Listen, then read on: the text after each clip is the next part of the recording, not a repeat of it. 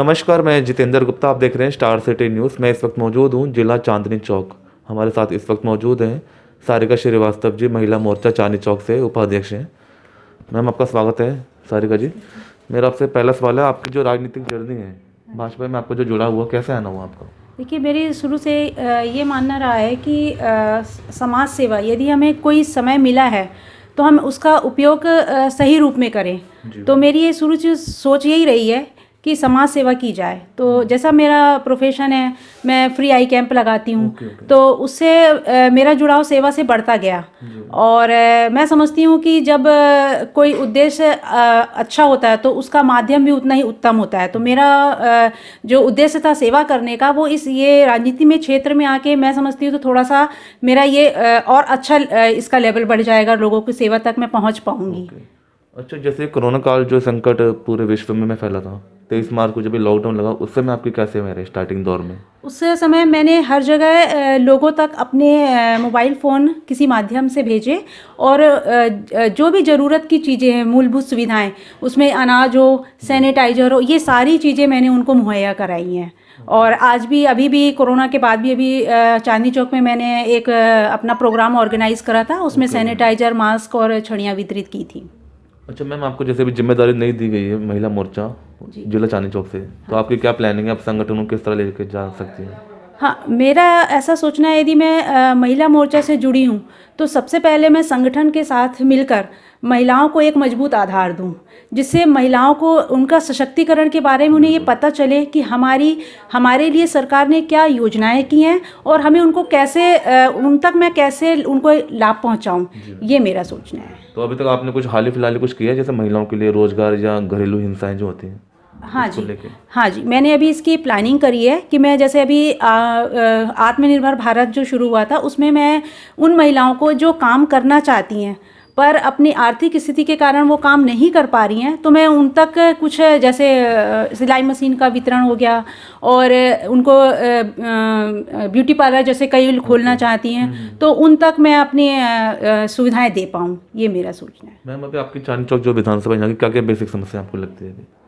Basic समस्याएं तो ये है कि देखिए, सबसे पहले तो यहाँ पे पानी लोगों को बहुत मुश्किल से मुहैया हो रहा है। और ये आए दिन की समस्या है। दूसरी चीज़, अपने यहाँ पे जो इन्होंने 3 साल से ये चांदनी चौक का नवीनीकरण का सोचा है, पर ये प्लानिंग के थ्रू ये प्रोजेक्ट मैं समझती हूँ नहीं हो रहा है। अब तक तो ये कंप्लीट हो जाना चाहिए था, क्योंकि जगह जगह जो लोग काम जो चल रहा है उसके कारण लोगों को बहुत असुविधाएं हो रही हैं। और मैनेजमेंट तरीके से नहीं कर रहा। देखिए, डेवलपमेंट तो सब कोई चाहते हैं, लेकिन सस्टेनेबल तरीके से नहीं होता है। तो ये चीज़ें लोगों को बहुत तकलीफ दे रही हैं। और आपको पता ही है, चांदनी चौक की हर सकरी गलियां, इतनी गलियां हैं जहाँ पे केबल के तार बिछे हुए हैं, जाल बिछा हुआ है, उससे कभी भी शॉर्ट सर्किट के थ्रू आग लग जाती है।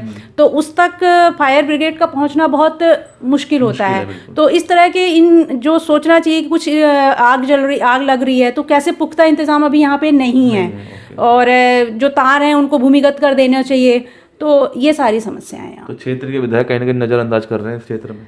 हाँ, क्षेत्र के विधायक को तो मतलब ही नहीं है लोगों की मूलभूत सुविधाओं से, जनहित से कोई मतलब नहीं है। चाहे वो विधायक ही हो या उनकी सरकार हो, दोनों का सिर्फ सोचना ये है कि हम किसी भी तरीके से चुनाव जीतें और अपना विज्ञापन निकलवाएं, लोगों तक विज्ञापन के थ्रू पहुँचे, लेकिन लोगों की जनहित सुविधाओं से उन्हें कोई सरोकार नहीं है। बल्कि इसके बजाय वो और अराजकता फैलाने की कोशिश करते हैं। हमारे MCD के जो महापौर वगैरह हैं, उन पर उन्होंने धमकी भी दी जान से मारने की। तो इस तरह की सोच रखने वाली लोग हैं। मैम, क्षेत्र के निगम पार्षद हैं वार्ड नंबर 84 से रवि कप्तान जी हैं। जी। आज उनको भी लगभग 3.5 साल बीत चुके हैं। हाँ जी। कैसा काम है उनके क्षेत्र को लेकर? जी, उन्होंने जब से वो राजनीति पे हैं तो उन्होंने काम अपने बहुत अच्छे करके दिखाए हैं। जब वो निगम पार्षद थे पहले, तो उन्होंने जो समस्याएं लोग उनके पास आते थे तो वो उनकी समस्याएं हल करने की पूरी कोशिश करते थे।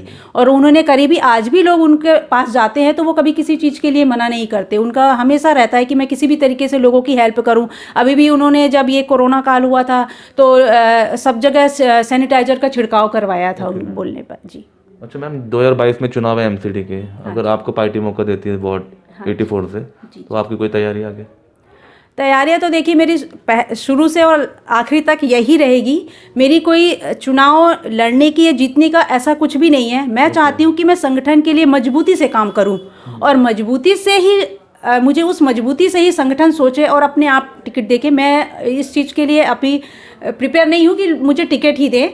मैं काम लेकिन निरंतर करते रहूँगी संगठन के साथ और मजबूती से करूँगी, ये मेरा है। मैम जैसे भाजपा आरोप लगा रही केजरीवाल जी पे कि 13 करोड़ घाटे में चल रही है एमसीडी, कि हमें फंड दीजिए, तो इसका जिम्मेदार कौन है जो एमसीडी घाटे में चल रही है? देखिए स्वाभाविक सी बात है कि जिम्मेदार कौन है। आपको पता है आप सरकार जो है वो कोरोना काल में भी कोरोना वॉरियर्स, डॉक्टर्स, एमसीडी के कर्मचारी सबने अपना योगदान दिया है, लेकिन जब सरकार को उनके लिए करने की बारी आई तो वो इससे मुंह फेर रहे हैं, सच्चाई का सामना नहीं कर रहे हैं, उनकी सैलरी नहीं दे रहे हैं, वो उनका अपना जीवन यापन करना बहुत मुश्किल हो रहा है। तो मैं समझती हूँ कि जो सरकार को सोचना चाहिए कि जब जो इस कोरोना काल जैसे समय में लोग अपने घर के अंदर थे वो बाहर निकल के काम कर रहे हैं, तो एटलीस्ट उनका तो सोचना चाहिए उन्हें। मैम एक सवाल हो रहा है आपसे लास्ट, जैसे कि दिल्ली में आपकी विधानसभा सरकार नहीं बन पा रही, लगभग आज 27 साल हो गए आज। हाँ जी। इसका कारण क्या मानते हैं आप? देखिए कारण तो इसमें मैं ये समझती हूँ कि स्थानीय समस्याएं जो होती हैं, ये कई बार क्या होता है कि मिल के कई चीज़ें होती हैं, कई लोग करना भी चाहते हैं तो लोग उस पर साथ नहीं देते हैं, तो इसमें मैं ये समझती हूँ बस सहयोग की कमी है और हारने का और कोई रीज़न नहीं। मैम आपके एमसीडी में सरकार बन रही है, केंद्र में बन रही है, मगर दिल्ली विधानसभा नहीं बन पा रही।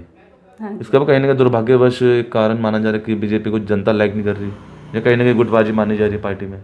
नहीं, गुटबाजी तो मैं नहीं कहूँगी। जनता तक जो चीज़ें पहुँचनी चाहिए सही तरीके से वो नहीं पहुँच पा रही हैं। जैसे मोदी जी की इतनी योजनाएं निकली हुई हैं, उनकी इतनी उपलब्धियां हैं, पर लोगों तक ये नहीं पहुँच पा रही है। वो जन जन तक पहुँचाने के लिए कुछ इस तरीके से जरिया होना चाहिए कि वो एक एक घर के लोगों तक ये चीज़ पहुंच पाए कि वो मोदी जी क्या योजनाएं लाए हैं और वो लाभ कैसे लेंगे। योजनाएं पता है तो लोगों को लाभ लेना नहीं आ रहा है कि वो लाभ कैसे लें।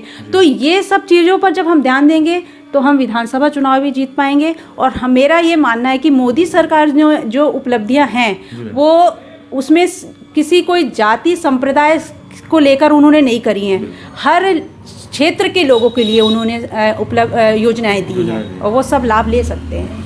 धन्यवाद आपका। तो ये हमारी सीधी बात सारिका श्रीवास्तव जी से, स्टार सिटी के साथ मैं जितेंद्र गुप्ता।